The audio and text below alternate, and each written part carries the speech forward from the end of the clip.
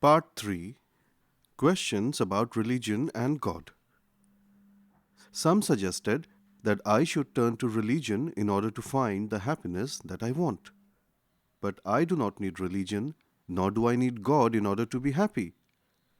Whatever happiness that I get is because of my achievement and as a result of my hard work.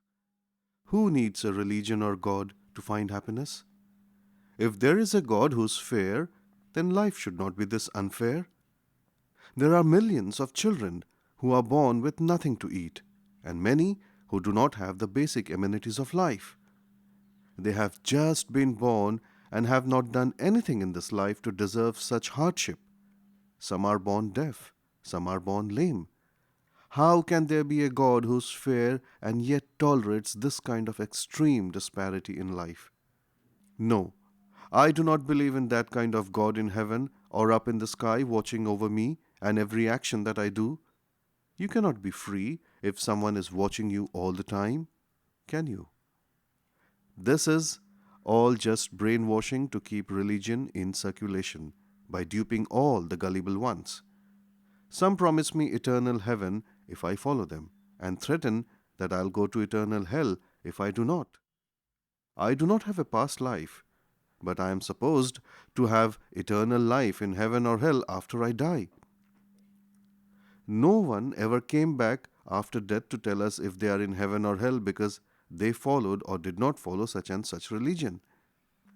As someone said, everybody is heading towards a hell, since, according to each religion, other than those who believe in that religion, the rest are going to hell.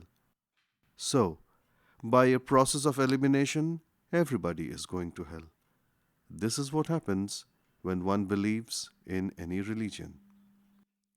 I do not need any religion or belief in heaven and hell.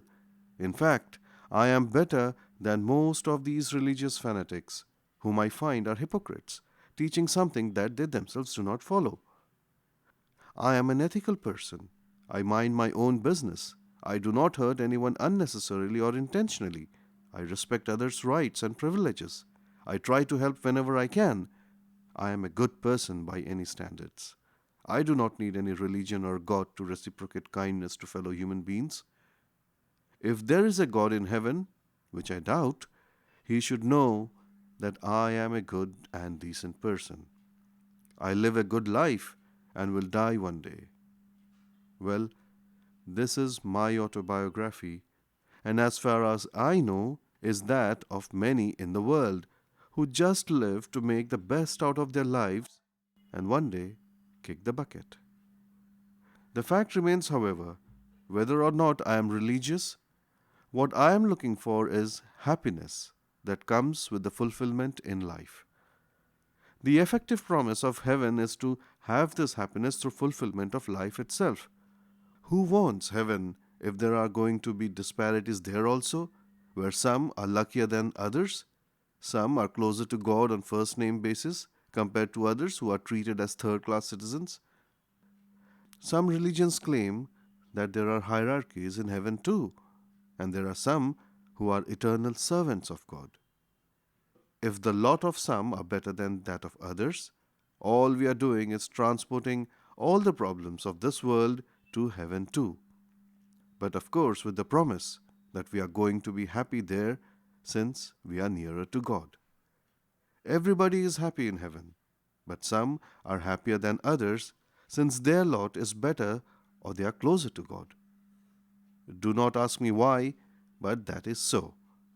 My apologies if you are offended for the way I have expressed myself. These are some of the thoughts that I went through before I was exposed to Vedanta. Although I presented my state of mind as I lived through this life, I still have a lot of questions in my mind.